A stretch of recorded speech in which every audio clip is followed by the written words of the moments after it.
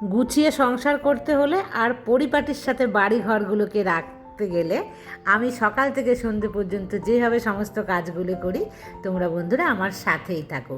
আর আজ সকাল সকাল ঘুম থেকে উঠেও একদম রান্না বান্না থেকে শুরু করে সংসারের সমস্ত ঝাড় পোছ মোছা মাছি ধোয়া কাচা পুজো সম্পূর্ণটাই কিন্তু তোমাদের সাথে শেয়ার করব। আশা করি তোমাদের ভালোই লাগবে। অনেক দিন ধরেই ভাবছি যে ছাদে টবের মধ্যে লাগানো আছে পুদিনা পাতা, তো সেই পুদিনা পাতার চাটনি আমি বানাবো। তো দেখো কীরকম বড় বড় হয়ে গেছে, অনেকটা বড় বড়। এরপর যদি এগুলোকে আমি না কাটি না, এগুলো কী হবে নষ্ট হয়ে যাবে, শুকিয়ে যাবে অনেক, কিন্তু শুকিয়ে শুকিয়ে শক্ত হয়ে গেছে। আর এই যে নীল টবটা দেখতে পাচ্ছ না, সেই টবের মধ্যে যে বাটিটা রাখা আছে ওর মধ্যেও কিন্তু ছিল। কেন যে পুদিনা পাতাগুলো খারাপ হয়ে গেলো জানি না, একবার খাওয়া হয়েছিল কি দুবার খেয়েছিলাম, তারপর মরেই গেল সম্পূর্ণ। তো ভাবলাম কী যেন কাটার জন্য কি হলো, দেখো বেশ অনেকগুলোই কিন্তু বেরিয়েছে। আবার একটুখানি আমি জলও দিয়ে দিলাম ওর মধ্যে। এই পুদিনা পাতা তোমরা কারা কারা খাও? আমি প্রথম রাজস্থানে গিয়ে কিন্তু শিখেছিলাম পুদিনা পাতার চাটনি। আমাকে ওখানকার লোকরা বললো যে ভীষণ ভালো হয় খেতে এটা চাটনি। তো চাটনি বললে আমরা বাঙালিরা কি বুঝি বন্ধুরা? আমরা তো বুঝি যে মিষ্টি চাটনি মানে। আমি তখন ভাবলাম যে এই পাতা দিয়ে চাটনি কী যেন হয়তো খুব ভালো হয়, তাহলে একদিন খাইও তো আমাকে। তুমি চাটনিটা কীভাবে বানাও আমি জিজ্ঞাসা করলাম।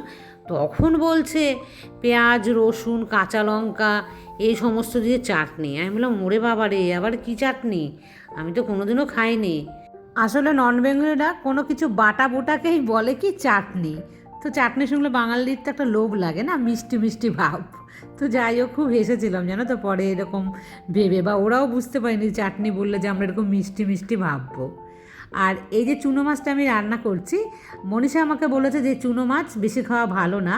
তো কারণটা কি ও আমাকে কিন্তু বুঝিয়ে বলেছে যে এর ভেতরে যে ছোটো ছোটো কাঁটা থাকে না, সেই কাঁটা শুদ্ধই আমরা খেয়ে নিই। আর সেই কাঁটাগুলো যদি আমরা দীর্ঘদিন খাই তাহলে কি হয়, পেটের ভেতরে কিন্তু স্টোন আকারে সেটা দেখা দেয়। তবে সবার কিন্তু হয় না এটা একদমই, তবে হওয়ার কিন্তু একটা চান্সও থাকে। ও একদম ঠিকই বলেছিল। আমি যখন ক্লাস 7-এর মতন পড়ি তখন আমার মায়ের গল ব্লাডারের স্টোন ধরা পড়েছিল। দিয়ে আমার মায়ের যেন তো অপারেশন হয়েছিল, প্রচণ্ড যন্ত্রণা হয় গল ব্লাডার অপারেশন হলে। তখন কিন্তু আমি কোনো কাজ জানতাম না। আমার মা নার্সিংহোমে ভর্তি ছিল 8-10 দিন মতো। তারপরে বাড়িতে আসলো, বাড়িতে এসে ডক্টর বলেছিল 3 মাস রেস্ট। মা 3 দিনও রেস্ট নিতে পারেনি। সমস্ত কিছু মানে কেটে মেটে এগুলো জোগাড় করে দিতাম আমি। মা বসে গ্যাসের পাশে একটা চেয়ারের মধ্যে কোনো রকমে কিন্তু মা মানে হাত পুড়িয়ে রান্নাটা করতো। তো আমি জানি গলব্লাডার স্টোনের যে কী যন্ত্রণা হয়। আর এই দেখো পুদিনা পাতাগুলো করে ভালো করে ধুয়ে টুয়ে বেছে নিয়েছি। আর এই ধনে পাতা দিয়েও করবো। আর এই ধনে পাতার যে ডগাগুলো আছে না, এগুলো ফেলে দিচ্ছি। এগুলো দিলেও কিন্তু পেস্ট হয়ে যায়, তবে এই ডগা বেশি খেলে কী হয় বলতো, গ্যাস হয়, মানে বেশি গ্যাস হয়। এর জন্যই আমি মানে যেগুলো একটুখানি মোটা মোটা সেগুলো আমি ফেলে দিয়েছি। আর বাদ বাকিগুলো দেখো এইভাবে একটা পেস্ট বানিয়ে নেব। খেতে কিন্তু ভালোই লাগে, তবে যারা খাও না তাদের কিন্তু একদমই ভালো লাগবে না আমি জানি। যেমন আমার মেয়ে তো পাতেও নেয় না, এতদিন ধরে বাইরে রয়েছে, ওখানে কিন্তু খুব খায় পুদিনার চাটনি, কিন্তু আমার মেয়ে মনে হয় না কোনো দিন শিখবে। ও একবার ট্রাইও করে না নিয়ে যে খেয়ে দেখি কেমন লাগে। আমার কাছে শোনে আর বলে ইস কীভাবে তুমি খাও। আমি বলি বাবা একটু শিখতে হয় না একটু একটু, তো তুই ওখানে আছিস লোকে কী বলবে। বলছে এটা আমি শিখতে পারবো না, আর কারি খাওয়া শিখতে পারবো না। আর ধনে পাতা দিয়েছে তো এর মধ্যে, একটু কিন্তু টেস্ট হয়, মানে ধনে পাতাটা বেশি দিলে পরে। যাই হোক, আর মেয়ের পরীক্ষা ওর কিন্তু সোমবার দিনকে শেষ হয়ে যাবে। আমি প্রথমে ভেবেছিলাম শনিবার, পরে বলছে না আর একটা পরীক্ষা আছে, সেই পরীক্ষাটা সোমবার শেষ হলে হয়ে যাবে। এখন কিন্তু ওদের ছুটি হয়ে যাবে না, ওদের যে মে মাসে পরীক্ষাটা হবে সেইটা হলো কিন্তু ফাইনাল সেমিস্টার সেকেন্ড ইয়ারের। তো সেটা হলে পরে তারপরে মেয়ে কিন্তু বাড়ি আসতে পারে বেশ কিছু দিনের জন্য। তো আবার তোমরা মেয়েকে তখন দেখতে পাবে। তবে এখনও দেরি আছে, এটা তো সবে মাত্র মার্চ মাস পড়লো, এপ্রিল মেয়ের লাস্টের দিকে মেয়ে আসবে। যাই হোক, আবার আমরা উল্টা গুনতি যাকে বলে না, সেই গুনতি কিন্তু শুরু করেছি কবে আসবে কবে আসবে। আর ওর বাবাও এখন আসবে না জানো তো, বলেছে মেয়ে আসলেই আসবো। এখন দেখা যাক কী করে আর কি। আর সামনে ভোট আছে, তো ভোটে দেখো মেয়ের তো নাম উঠেছে জানো তো, এই প্রথমবার মেয়ে ভোট দিত, কিন্তু মেয়ে আর আসতে পারবে না ভোট দিতে। তখন মানে পরীক্ষা থাকবে, তো সেই কারণে আসতে পারবে না। ও খুব খুশি হতো যদি ভোটটা প্রথমবার দিতে পারতো। আর একটা কথা জানো তো, আমার হাজব্যান্ড এখানে যে আমরা এত বছর আছি শুধু আমিই কিন্তু ভোট দিই, আমার হাজব্যান্ড কিন্তু ভোট একবারও দিতে পারে না এখানে। ওর অবশ্য পোস্টাল ভোট হয়, তা হলেও এখান থেকে যেখানকার বাসিন্দা ও গিয়ে লাইনে দাঁড়িয়ে দেবে এটা আর ওর কিন্তু হয়নি। আর আমি কত জায়গাতে ভোট দিলাম। প্রথমে দিলাম বাপের বাড়িতে একবারই ভোট দিতে পেরেছিলাম, তারপর বিয়ে হয়ে গেল। তারপরে দিলাম শ্বশুরবাড়ি থেকে আবার আনলাম কৃষ্ণনগরে, তো আবার এখানে, মানে আমি 3 জায়গায় কিন্তু ভোট দিচ্ছি। তবে সবচাইতে বেশি কৃষ্ণনগরেই কিন্তু আমার ভোটটা দেওয়া হয়েছে বেশি। শ্বশুরবাড়িতে আমি 2বার দিয়েছিলাম, বাপের বাড়িতে একবার, আর এখানে এই 16-17 বছরে অনেকবার দেওয়া হয়ে গেছে, সেটা আর গুনতি নেই। আর বন্ধুরা, জানো তো একটা খুশির খবর, অনন্যা আমাকে কমেন্টস করেছে, মানে এতগুলো মাস পরে। ও আমাকে আসলে কি জানো তো, আগের দিনই কমেন্টস করেছিল, আমি না সেই কমেন্টসটা দেখতে পাইনি। ও নিউজটে গিয়ে কমেন্টস করেছিল। নিউজটে কমেন্ট করলে না আমার কাছে শো করে না, ওই নিউজটা যদি আমি যাই তখনই দেখতে পাই, আর নাহলে টপ বলে একটা থাকে সেখানে তোমরা কমেন্টস করবে, তাহলে সেখানকার কমেন্টসগুলো কিন্তু আমার কাছে একদম সাথে সাথে নোটিফিকেশান আসে আর দেখা দেয়। যাই হোক, নিউজটা অনেকেই করে বলে না আমার কাছে আসে না, আর আমি কিন্তু তখন রিপ্লাইগুলো দিতে পারি না, আমি যেহেতু দেখি না। আর হয়তো তখন তোমরা আমাকে মানে খারাপ ভাবতে পারো যে আমার কমেন্টসে রিপ্লাই দেয়নি, তা কিন্তু একদমই নয়। যখন তোমরা বলো না যে আমার কমেন্টসে রিপ্লাই দাওনি দিদি, তখন কিন্তু আমি আবার গিয়ে দেখি যে নিউজটা করেছে কিনা, তখন কিন্তু এরকম করো। এর মধ্যে তুলিও আছে এরকম করে মাঝে মাঝে, আবার চৈতালিও করে এরকম। যাই হোক, তো অনন্যা আমাকে এরকম করেছিল, তো আমি দেখতে পাইনি। তো অনন্যা, আমি অনেক খুশি হয়েছি। ও আমাকে জানিয়েছে ওর মোবাইলটা খারাপ হয়ে গেছিলো, তারপরও একটা নতুন কিনেছে। আর ওর শরীরটা তো ভালো নয়, সেটা আমরা জানি অনেকেই, ওর নানা রকম সমস্যা আছে। যাই হোক, ও কিন্তু আমাকে তুই করে বলে। আগে আমরা তুমি করেই বলতাম, তো তুই করে বলে, তো তুইটা শুনতে অনেক বেশি কাছের লাগে। তাই আমি অনন্যাকে বলছি, বিশ্বাস কর এত খুশি হয়েছি যে তোর কমেন্টস পেয়ে, তুই আর এতদিন প্লিজ আমার থেকে মুখ সরিয়ে রাখিস না, আমাকে জানাবি। আমি তোর জন্য খুব মানে বলতে গেলে কান্নাকাটির মতনই করেছি। জানিস তো, আমার না খুব বিশ্বাস হতো যে তুই আমার ব্লগ দেখছিস কিন্তু তুই আমাকে কমেন্টস করছিস না। তবে জানি না, তুই কিন্তু আগের মতন আমাকে কমেন্ট করিস, আমার উপরে রাগ করে থাকিস না। তোকে আমি অনেক ভালোবাসি, আর তুই আমার সাথে পারলে তাড়াতাড়ি দেখা করার চেষ্টা করিস। আর মা কেমন আছে সেটাও কিন্তু জানাস। আমার এই যে বেসিনটা পরিষ্কার করতে গিয়ে আমার মনে পড়ে গেল, এই 2-1 দিন আগেই একজনের আমি বেসিন পরিষ্কার দেখছিলাম। সে রেগুলার ওই বেসিন ব্যবহার করে, তারপরেও তার বেসিনটা এত নোংরা, সে দেখাচ্ছে যে আমি কীভাবে পরিষ্কার করি। তো ওই বেসিনটা দেখে কিন্তু আমি মনে মনে ভাবছি যে সে তো পরিষ্কার করা দেখাচ্ছে, খুব ভালো কথা, কিন্তু বেসিনটা এরকম নোংরা হয় কি করে?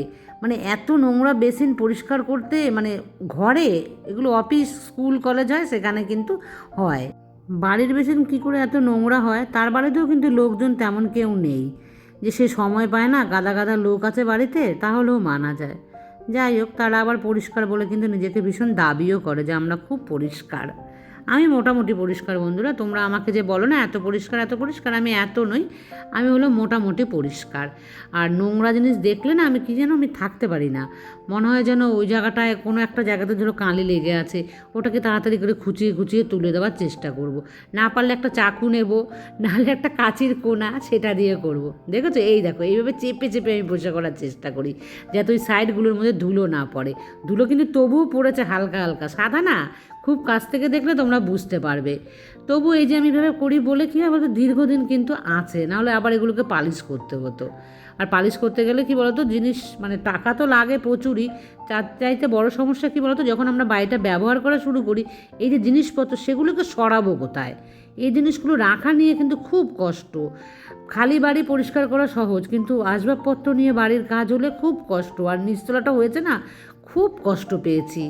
এত মানে টানা দেখলে প্রায় 2 মাসের কাছাকাছি হয়েছে, মানে সময় নিয়েছে মিস্ত্রিরা। সেই জন্য জানো তো, নিচের যে মানে মার্বেল আছে, টালি নয়, ডাইনিং স্পেস দিয়ে যে ছোটো ঘরগুলো, সেগুলোকে আর পালিশ করাই আমার হলো না। কারণ আমার হাজব্যান্ড ছুটি শেষ হয়ে চলে গেল, যদি ছুটি আবার না পায় তার আগে ঘরটা গুছিয়ে দেওয়ার জন্য ওই জিনিসপত্র সম্পূর্ণ ঢুকিয়ে দিয়েছিল। কিন্তু পরে ছুটি পেয়েছিল, ততক্ষণে তো আগেই ঘর মানে জিনিসপত্রে ভরে গেছে, এই কারণে কিন্তু আর হলোই না। তো বলেছে এবার পরের ছুটিতে আসলে, আর পরের ছুটিতে হয় বন্ধুরা, আর কিন্তু হয় না। এই দেখো পুদিনার চাটনি, এটাকে সর্ষে তেল আর হচ্ছে একটু কাঁচা নুন যখন খাবো তখন দেবো, নাহলে না এটা থেকে জল বেরিয়ে যাবে। তো এরকম কিন্তু তোমরা 2-1 বার ট্রাই করে দেখতে পারো গরমকালে, ভালো লাগবে না প্রথম খেতে, কিন্তু আমি একদমই বলে দিচ্ছি তোমাদেরকে বারবার। তবুও কিন্তু খেয়েও শরীর মানে যারা বাইরে বেরো না তাদের শরীর কিন্তু ঠান্ডা থাকে। আমরা সবাই জানি যে পুদিনা শরীরকে কতটা ঠান্ডা রাখে। আর দেখেছো কটা বাজে, এখন 12:30 বাজে, মোটামুটি হয়ে গেছে আমার কাজ।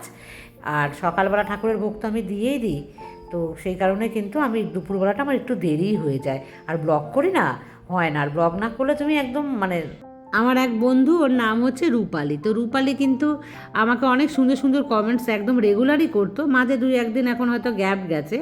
যাই হোক, রূপালী আমাকে বলেছে যে আমার নামটা নিও বন্ধু, তোমার মুখে অনেক দিন শুনিনি। তো অনেক অনেক ভালোবাসা, আর এরকম পাশে থেকো, সাপোর্ট করো, আর মিষ্টি মিষ্টি কমেন্টস করো। তোমার কমেন্টস কিন্তু আমি অনেক মিস করি, ব্লগে হয়তো বলা হয়নি, তবুও কিন্তু বলছি মিস করি অনেক। সমস্ত গুছিয়ে রেখে তারপরে কিন্তু এসছি আমি, দেখো, জামা কাপড় ধুতে। জল চলে যাওয়ার কিন্তু প্রায় টাইম হয়ে এসছে। আমি খুব হুটোপাটা করে করছি, যে একটু তড়িঘড়ি এখানটায় করলে পরে খুব ভালো থাকে। আর আমার বাথরুমও খুব পরিষ্কার থাকে, সেই কারণে কিন্তু আমি এখানে করি। যদি তোমাদের বাইরে করার ব্যবস্থা থাকে, রোদ না লাগে, তাহলে কিন্তু তোমরা সেখানেই করো। এই গরমকালে সব চাইতে কিন্তু সুবিধে হয়। জামা কাপড় কাচলে ধুলে বাইরেটা কী হবে তো, আর পরিষ্কার করে আমাদের এক্সট্রা যে খাটুনি হয় সেটা করতে হয় না। জামা কাপড় কাচলে কিন্তু বাথরুমের মধ্যে সব চাইতে বাথরুম আগে নোংরা হয়ে যায়।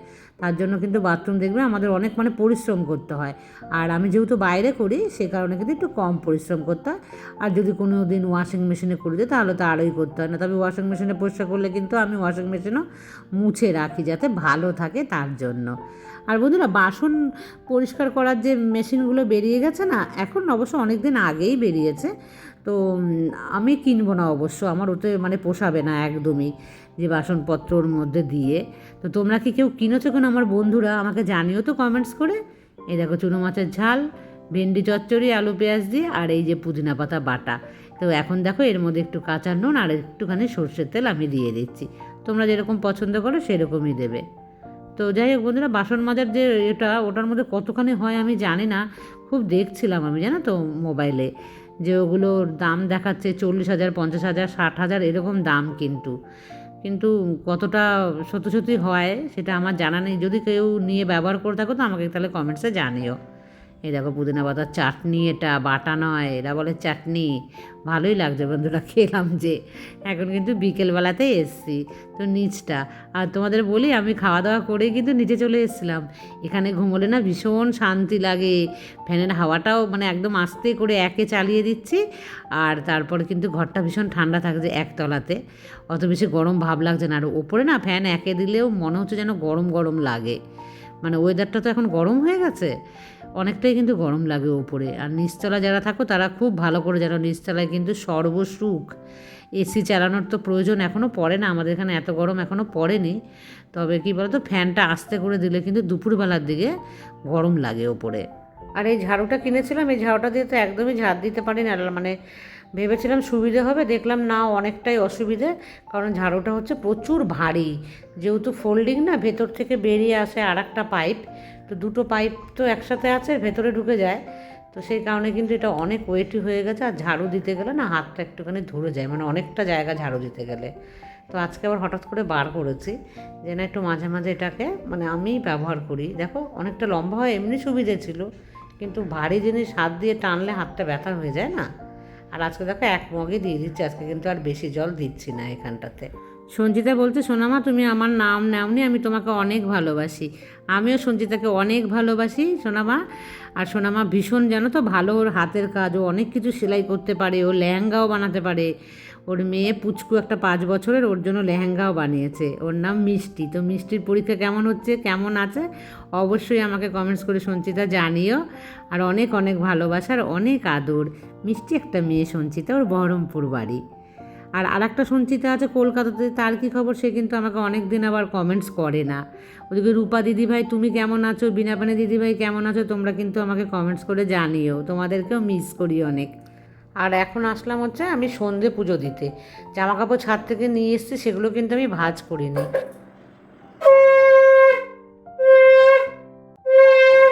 সন্ধে প্রায় হয়ে এসছে দেখে কী করলাম বলো তো, তাড়াতাড়ি করে নিচে চলে আসলাম, যে না, সন্ধে পুজো দিয়ে নিই, তারপরে ভাঁজ করব। তো এখন সন্ধে পুজো দেওয়ার পর প্রথম কাজ হলো জামা কাপড় ভাঁজ করা।